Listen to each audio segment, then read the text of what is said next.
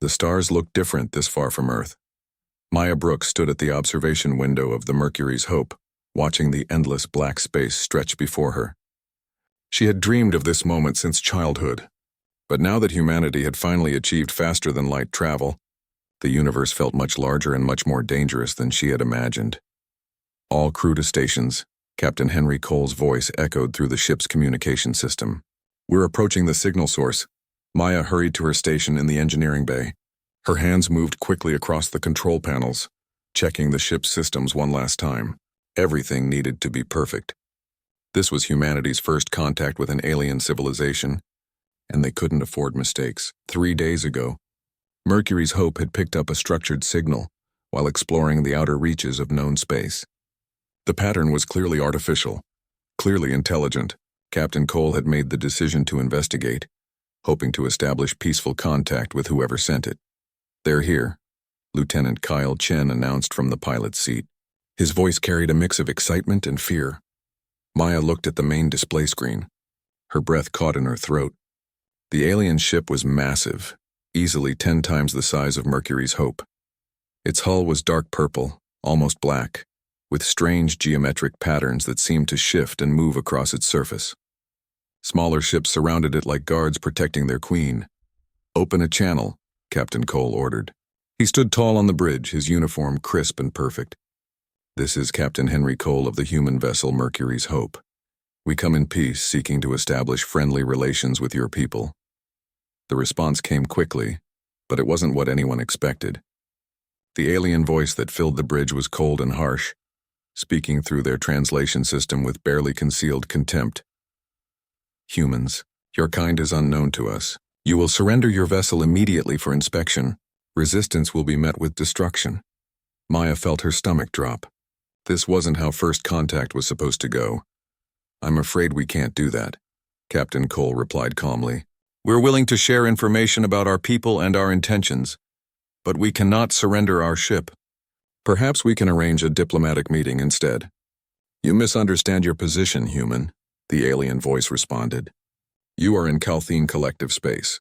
All vessels in our territory belong to us. This is not a negotiation." Commander Lisa Porter, the ship's first officer, stepped close to Captain Cole. Maya could see them speaking in low, urgent tones. The tension on the bridge was thick enough to cut with a knife. "All ships take defensive positions," Captain Cole finally said. "Shields to maximum. Prepare for evasive maneuvers," but it was already too late. The alien ship fired a weapon that Maya had never seen before. It wasn't a projectile or a laser. A wave of pure electromagnetic energy washed over Mercury's Hope, and every system died at once. The lights went out. The engines fell silent. Even the emergency backup systems failed to activate. Maya grabbed her station as the ship's artificial gravity flickered and failed. She floated in the darkness, hearing the confused and frightened voices of her crewmates all around her. When the lights came back on, they were cold and blue, nothing like Mercury's Hope's warm lighting. The alien ship had somehow taken control of their power systems. Maya looked around the engineering bay and saw that her team was unconscious, slumped over their stations or floating limply in the zero gravity. Her head pounded with a terrible headache. She realized the electromagnetic pulse must have knocked everyone out. But why was she still conscious? The answer came when she tried to move. Her arms and legs wouldn't respond properly. Whatever the aliens had done, it had affected the nervous system. Maya was awake but barely able to move. Footsteps echoed through the ship. Heavy, deliberate footsteps that didn't sound human. Maya's heart raced as she heard them coming closer.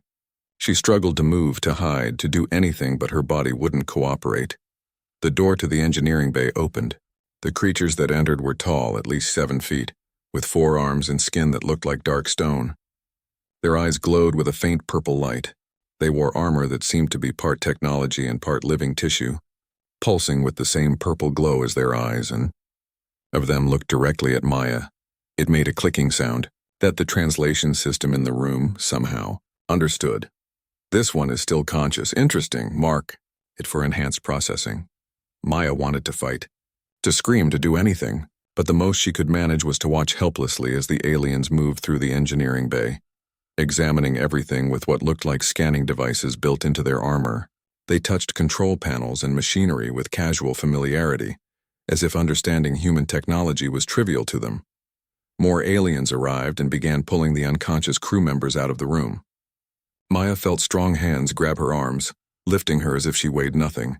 She was carried through the corridors of her own ship, passing other crew members being dragged along in the same way. They were brought to the cargo bay, where all 73 members of Mercury's Hope's crew were gathered. Captain Cole was there, conscious but barely. Blood ran down the side of his face from a cut on his forehead. He caught Maya's eye and gave her a small nod, trying to tell her without words that they would get through this. An alien larger than the others entered the cargo bay. Its armor was decorated with symbols that probably indicated rank. When it spoke, its voice boomed through the translation system. "I am Overseer Threxnall of the Calthine Collective. You humans have entered our space without permission. Your ship and all its technology now belong to the Collective. You will be evaluated for your potential usefulness. Those who pass will be sold to work in the mining colonies. Those who fail will be disposed of." "You can't do this," Captain Cole managed to say, his voice weak but defiant. "We're sentient beings." "We came in peace," Threxnall laughed, a horrible sound like rocks grinding together. "Sentient? You are barely evolved creatures playing with technology you don't understand. You are worth less than the metal your ship is made from. But the Collective is merciful. We will find uses for you." The aliens began separating the crew into groups. Maya found herself pushed into a line with Nathan Gray, the ship's medical officer and her closest friend. He looked at her with fear in his eyes, but also with determination. "We'll figure something out," he whispered. Maya nodded slightly, the only movement she could manage, but inside her engineer's mind was already working. She had seen things during her time in the engineering bay. Things about how the alien technology worked. She had seen how the aliens' armor interfaced with their bodies, how their weapons connected directly to them. If she could understand that technology, maybe she could use it. Maybe she could find a way to save her crew. The aliens forced them into holding cells deep within their own ship. As the door sealed behind her, Maya made herself a promise. She would find a way out of this.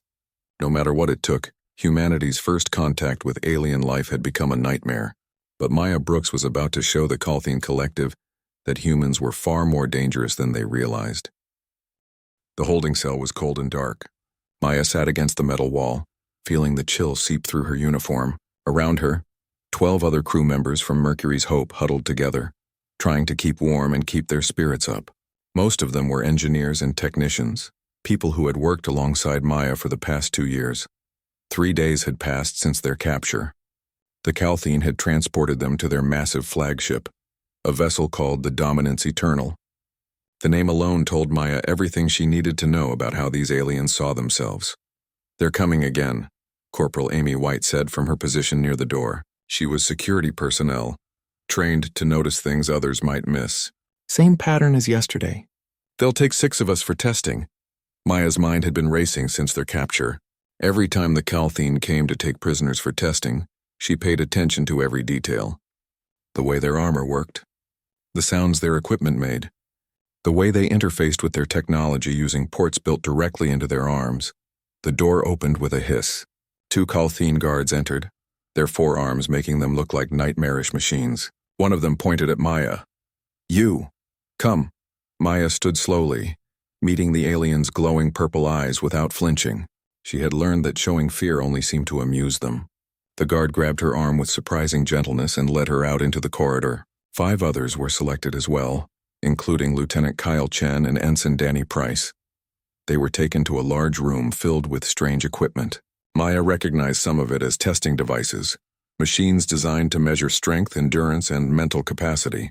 The Calthine were evaluating them like livestock, determining which humans were worth keeping and which were not. A Calthine technician approached Maya. This one was smaller than the guards, with more equipment built into its armor. It held up a device that looked like a scanner and moved it over her body, making clicking sounds as it read the results. "Increased resistance to electromagnetic interference," the technician said to another Calthine nearby. "Neural pathways show unusual adaptability. This one survived the pulse better than the others." Maya's heart raced. She had suspected that her unusually high recovery rate was why the Calthine kept testing her more than the others. But hearing it confirmed made her realize she might have an advantage she didn't fully understand yet. The testing continued for hours. They made her solve puzzles, lift weights, run on machines, and endure various uncomfortable scans. Through it all, Maya kept her eyes open, watching everything the Calthene did. She noticed that when a Calthene needed to activate a device, they would press their palm against it or insert one of their arm-mounted ports into a socket. Energy would flow from their body into the machine, making it work. Their entire society seemed built around this bioelectric connection between themselves and their technology. When the testing finally ended, the guards returned them to their cell. Maya was exhausted, but her mind was more active than ever. She had seen something important, something that might be useful. That night, Nathan Gray was brought to their cell. Maya's closest friend looked tired and worried, but his eyes lit up when he saw her. "Maya, thank God you're okay," he said, moving to sit beside her. "They've had me in the medical bay. They're studying human biology, trying to understand how we work." "What have you learned?" Maya asked quietly, keeping her voice low so the guards outside wouldn't hear. Nathan leaned closer. "Their physiology is incredible. They have organs that store and generate electrical energy, like living batteries. Everything about their technology is designed to interface with this bioelectric system. They don't use power cells like we do. They power everything with their own bodies." Maya felt a chill run down her spine. An idea was forming in her mind, dangerous and terrible, but possibly their only chance at escape. "Nathan, could a human body do the same thing? Could we modify ourselves to interface with their technology?" Nathan looked at her in horror. "Maya, what you're suggesting would require surgery, inserting conductive materials into the bloodstream, connecting them to the nervous system. It would be incredibly dangerous. The human body isn't designed for that kind of modification. But is it possible?" Maya pressed. Nathan was quiet for a long moment. "Theoretically, yes. Human blood conducts electricity. Our nervous system already uses electrical signals. With the right modifications and a lot of luck, you could create pathways that would let someone channel electrical energy through their body. But the pain would be unbearable, and the risk of death would be extremely high." Maya nodded slowly. "I need you to figure out how to do it." "Maya, no. I can't let you do this to yourself." "It's not your choice to make," Maya said firmly. "We need an advantage, Nathan. The Calthene think we're helpless because we can't use their technology. But if I can interface with their systems, if I can use their own weapons and tools against them, we might have a chance." Over the next 2 days, Maya and Nathan worked in secret. During work details, Maya stole small pieces of Calthene technology from maintenance areas. Danny Price, who was a systems analyst, helped her understand how the alien circuits worked. Kyle Chen kept watch while they worked, and Amy White gathered information about guard schedules and ship layouts. Maya learned that a supply ship would dock with the Dominance Eternal in 3 days. During the confusion of the supply transfer, security would be slightly less tight. It would be their best chance to escape. But first, Maya needed to become something more than human. Nathan showed her the pieces they would need. Thin conductive filaments stolen from Calthene medical equipment, a small device that could regulate electrical flow, biocompatible adhesive that the Calthene used for surgical procedures. "We'll need to insert the filaments into your major blood vessels," Nathan explained, his hands shaking as he laid out the makeshift tools. "They'll spread through your circulatory system. Then we attach the regulator near your heart. It will keep the electrical current from stopping your heart or frying your brain." "How bad will it hurt?" Maya asked. Nathan looked at her with tears in his eyes. "Worse than anything you've ever experienced. And I won't have proper anesthesia. The best I can do is a mild sedative that I stole from the medical bay." Maya took his hand. "I trust you, Nathan. And I need you to trust me. This will work. And if it doesn't, then at least we tried," Maya said. "I'm not going to die as a slave in some alien mining colony. I'm going to fight even if it kills me." That night, in a hidden maintenance room that Danny had discovered, they prepared for the procedure. The other crew members gathered to help. Kyle and Amy stood watch at the door. Danny rigged up a monitoring system using stolen equipment. Nathan looked at Maya one last time. "Are you absolutely sure about this?" Maya laid down on the cold metal floor and rolled up her sleeves. "Do it." As Nathan made the first incision, Maya bit down on a piece of cloth to keep from screaming. The pain was immediate and intense, but she forced herself to stay still. This was necessary. This was survival. The transformation had begun. The pain was beyond anything Maya had imagined. Nathan's hands worked carefully, inserting the thin conductive filaments into the veins in her arms. Each insertion felt like liquid fire spreading through her body. She bit down harder on the cloth in her mouth, refusing to scream and alert the guards. "I'm sorry, I'm so sorry," Nathan whispered as he worked. His hands were steady despite his fear. Years of medical training kept him focused even as his best friend suffered under his hands. Danny Price watched the stolen monitoring equipment. "Her heart rate is too high. Nathan, you need to slow down." "If I slow down, she'll be in pain longer," Nathan replied. But he paused anyway, giving Maya a moment to breathe. "Maya, can you hear me?" "Blink once for yes," Maya blinked. The room swam in and out of focus. She could feel the foreign material inside her veins, spreading through her body like roots of a metal tree. Every heartbeat pushed the filaments further into her system. "The sedative is wearing off," Amy White said from her position at the door. "And we've been here for 2 hours. The guards will make their round soon." "I need more time," Nathan said. "I still have to install the regulator near her heart. That's the most dangerous part." Kyle Chen looked at Maya's pale face. "Can she survive that?" "She has to," Nathan said simply. He picked up the small device that would regulate the electrical flow through Maya's body. It was no bigger than a coin, but it would mean the difference between life and death.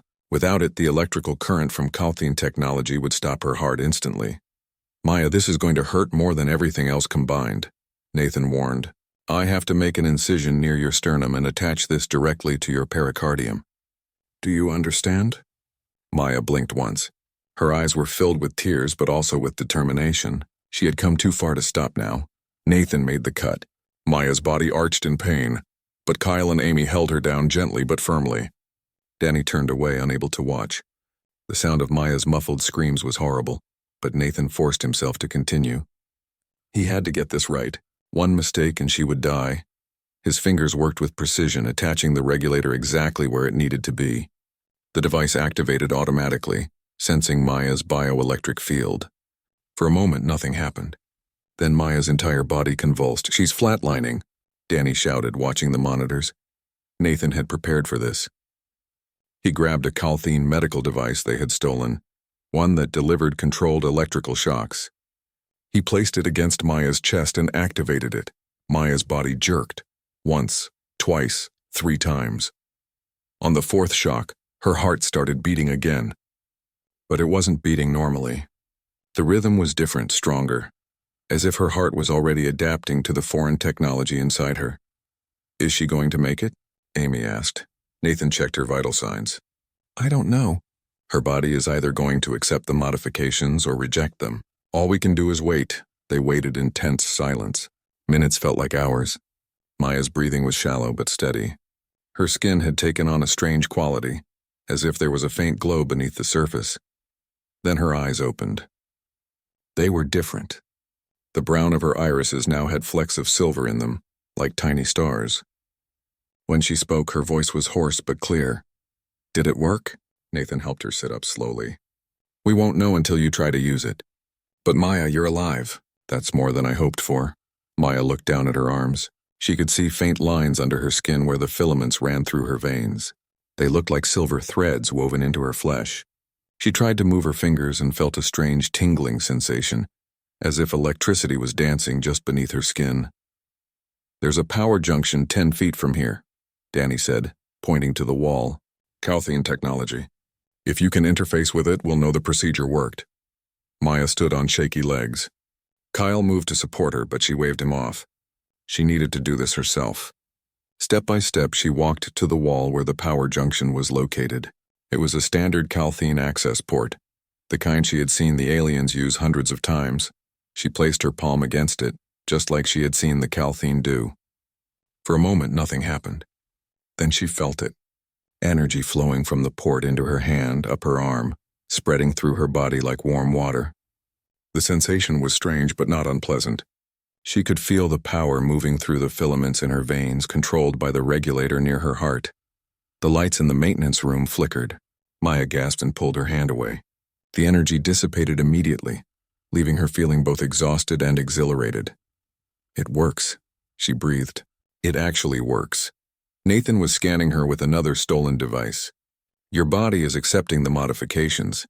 The filaments are integrating with your tissue. Maya, you're not entirely human anymore. I never wanted to be anything but human, Maya said quietly. But if this is what it takes to save us, then I'll accept it. Over the next day, Maya practiced in secret. She learned to control the flow of energy through her body, to draw power from Calthene systems without overloading herself. It was like learning to use a new muscle, one she never knew she had. The pain never completely went away. Every time she channeled energy, it felt like her veins were on fire. But she got better at enduring it, at pushing through the agony to accomplish what needed to be done. Danny brought her a small Calthene tool, something like a handheld communicator. Try to power this, he suggested. Maya held the device in her hands. She focused, drawing energy from her own body this time rather than from an external source. The regulator near her heart hummed, converting her bioelectric energy into something the alien technology could use. The device powered on, its screen glowing with alien text. Incredible, Kyle whispered. You're like a human battery. More than that, Maya said. She had been thinking about the implications of what she could do. If I can power their tools, I can power their weapons. I can access their computer systems. I can open locked doors. Amy's eyes widened. You can get us out of here. That's the plan, Maya confirmed. The supply ship arrives tomorrow. When it does, we make our move. I'll interface with the security systems and open all the cell doors. Every human prisoner on this ship will be free at once. In the chaos, we fight our way to the docking bay where they're holding Mercury's Hope. And what about the Calthene soldiers? Nathan asked. There are hundreds of them. Maya picked up a damaged Calthene weapon that Danny had found. It was broken, its power cell missing. She smiled grimly. I'll show them that humans don't need their permission to use their technology. She pressed her palms against the weapon's interface ports. Energy flowed from her body into the weapon. The device hummed to life, its energy indicators glowing bright blue. Maya aimed it at a piece of scrap metal in the corner and pulled the trigger. A bolt of energy shot out, melting the metal instantly. The recoil nearly knocked Maya off her feet, and she could feel the strain on her body. Using the weapon had drained her considerably. But it had worked. Tomorrow we escape, Maya said, her voice filled with determination. Tomorrow we show the Calthene that they made a mistake when they captured us. Tomorrow humanity fights back. The others nodded, their fear replaced by hope. Maya Brooks, the engineer who had wired alien technology into her own body, would lead them to freedom or die trying. The transformation was complete. Now came the real test. The supply ship arrived exactly when intelligence said it would. Maya stood in her cell, feeling the subtle vibration through the floor as the massive vessel docked with the Dominance Eternal. Around her, the small group of conspirators prepared themselves mentally for what was about to happen. Remember the plan, Maya said quietly. Once the doors open, head for the docking bay. Stay together. If you find weapons, take them. If you find other prisoners, bring them with you. We leave no one behind. Kyle nodded. And if we get separated? Then you keep moving toward Mercury's Hope, Maya said. Don't wait for me. Getting that ship away is all that matters. We're not leaving without you, Amy said firmly. The others murmured in agreement. Maya smiled despite her fear. Let's hope it doesn't come to that. She moved to the cell door and placed her palms against the control panel. This was it. The moment everything changed. She closed her eyes and reached out with her strange new sense, feeling for the electrical pathways that controlled the door locks. There. She found the security network, a web of connections spanning the entire ship. It was beautiful in a way, elegant and complex. She pushed her consciousness deeper into it, following the pathways to the central control system. The strain was immediate. Pain shot through her arms as massive amounts of energy flowed through her body. The filaments in her veins began to glow, visible through her skin like silver fire. Maya gritted her teeth and pushed harder. Maya, your vitals are spiking, Nathan warned, watching her with frightened eyes. I know, Maya gasped. I can handle it. She found what she was looking for, the master control for all cell doors in the detention area. With a mental push, she overrode the locks. Throughout the ship, alarms began to blare as 150 human prisoners found their cell doors opening. Maya pulled her hands away from the panel and nearly collapsed. Kyle caught her before she fell. Are you okay? I'll live, Maya said. Though she wasn't entirely sure that was true. Her heart was racing dangerously fast and she could taste blood in her mouth. Let's move. They ran into the corridor and immediately encountered chaos. Confused prisoners were emerging from their cells. and Calthene guards were rushing to respond. Maya led her group toward the docking bay, following the mental map she had glimpsed while connected to the ship's systems. A Calthene guard rounded the corner ahead of them. It raised its weapon, the bioelectric rifle charging with a high-pitched whine. Maya reacted on instinct, throwing up her hands. Energy exploded from her palms in a desperate, uncontrolled burst. The Calthene was thrown backward, its armor smoking. "How did you do that?" Danny asked in amazement. "I have no idea," Maya admitted. Her hands were shaking. She hadn't known she could discharge energy as a weapon. The modifications Nathan had made were doing things neither of them had anticipated. They kept moving, fighting their way through corridors filled with smoke and confusion. Other prisoners joined them, and soon Maya was leading a group of 30 desperate humans toward freedom. Then they encountered Threxnell. The overseer stood in the main corridor with 20 heavily armed soldiers. His purple eyes fixed on Maya with something that might have been curiosity, or might have been hatred. "So, the human experiment has borne fruit," Threxnell said. "I should have killed you when I had the chance. But I was curious to see what you would do. I underestimated your species." "That's a mistake you're going to regret," Maya said. Threxnell laughed. "You think you've won? You're trapped on my ship with nowhere to go. Surrender now and I'll make your deaths quick." "We're done surrendering," Maya replied. One of Threxnell's soldiers aimed its weapon at her. The bioelectric rifle was massive, designed for the Calthene's larger frame. The soldier pulled the trigger, but nothing happened. It looked down at the weapon in confusion, then pressed its palm against the power interface. Still nothing. The soldier turned to Threxnell. "Sir, the weapon won't charge. The power cell is dead," Maya smiled. During her connection to the ship's systems, she had done more than just open doors. She had drained the power from every weapon in this section of the ship. "Then kill them the old way," Threxnell ordered. The soldiers drew blade weapons and charged. But they had to cross 50 feet of open corridor to reach the humans, and that was enough time for Maya to act. She ran toward them, her hands already glowing with stored energy. A soldier swung its blade at her head, but she ducked under it and pressed her palms against its chest. The energy discharge was devastating. The Calthene fell, its armor cracked and smoking. The other humans rushed forward, grabbing dropped weapons and fighting with desperate courage. Kyle took down a soldier with a stolen blade. Amy fought with savage efficiency, using her security training to deadly effect. Nathan stayed back, helping wounded prisoners. But there were too many Calthene and more were coming. Maya could hear the sound of reinforcements approaching. They were going to be overwhelmed. Then she saw it. A weapons locker on the wall, still sealed and protected.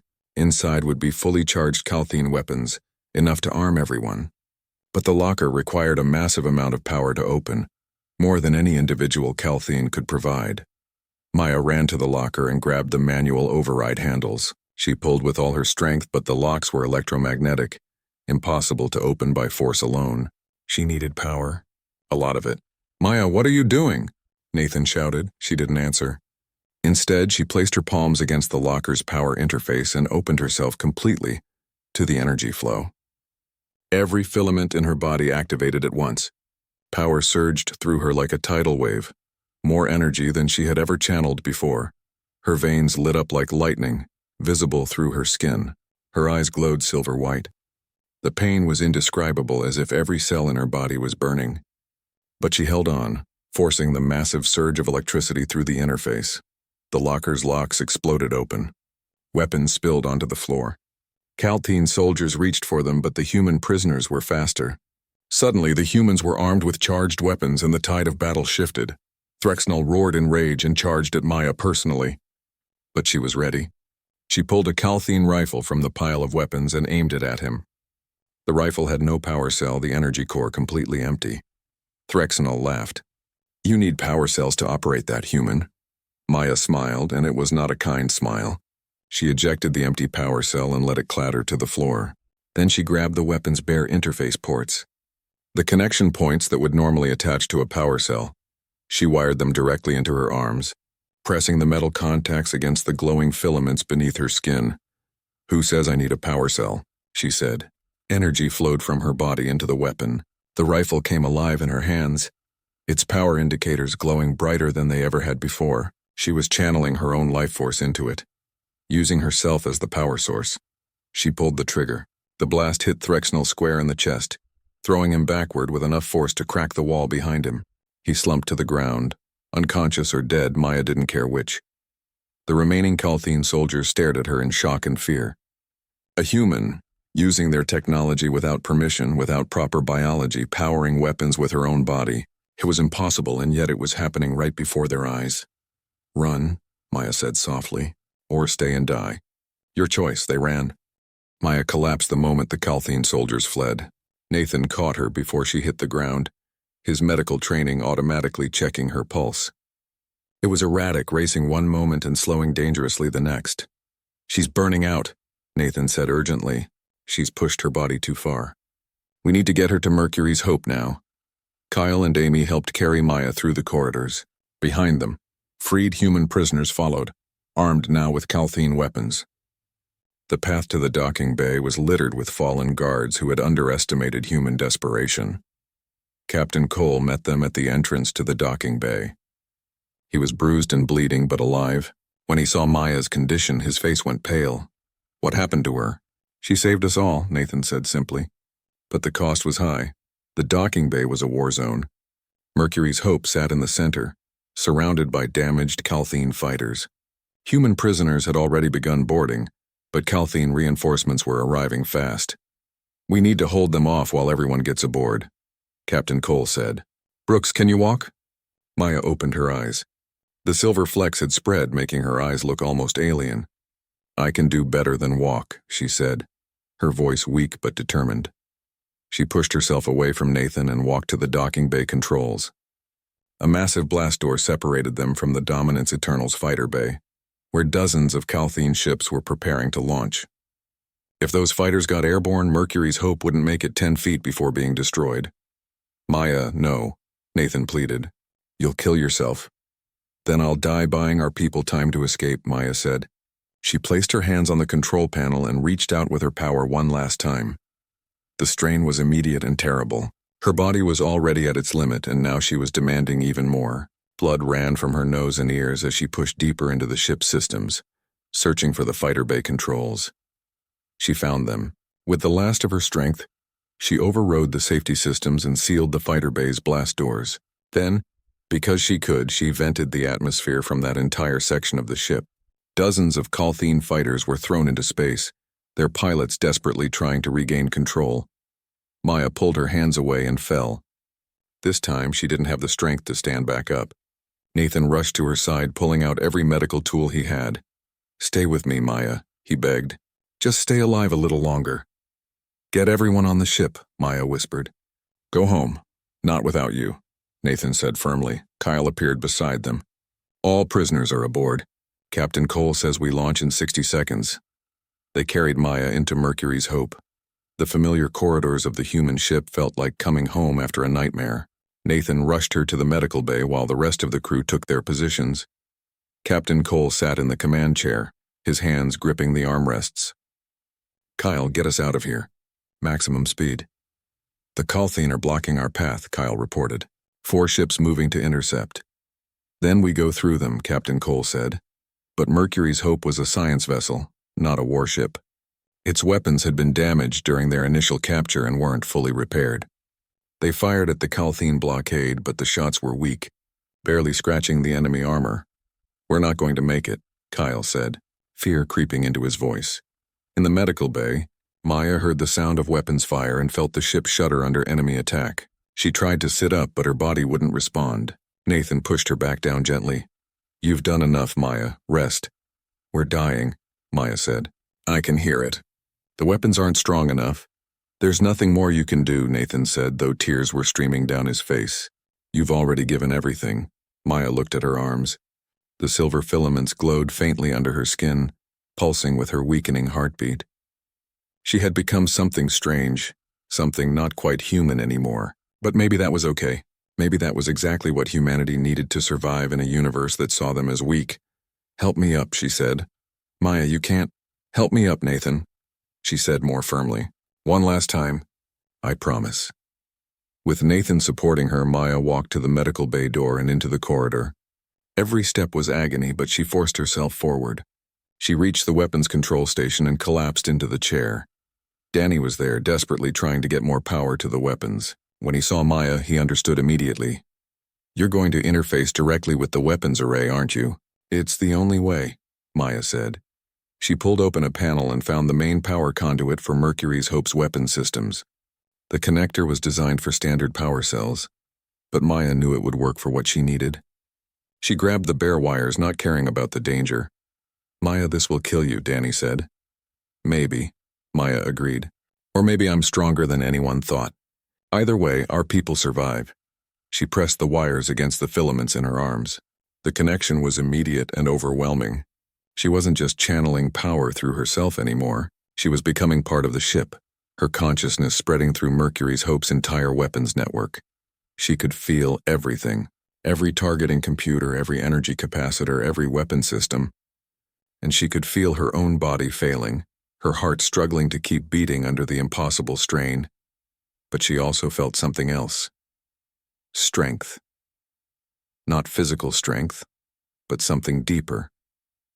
The will to survive that had driven humanity since the beginning. The refusal to surrender that had carried her species through ice ages and wars and plagues. She was human, and humans didn't give up. Maya opened herself completely, letting every bit of energy in her body flow into Mercury's Hope's weapons. The ship's guns blazed with power they weren't designed to hold. Beams of pure energy shot out, brighter and stronger than they had any right to be.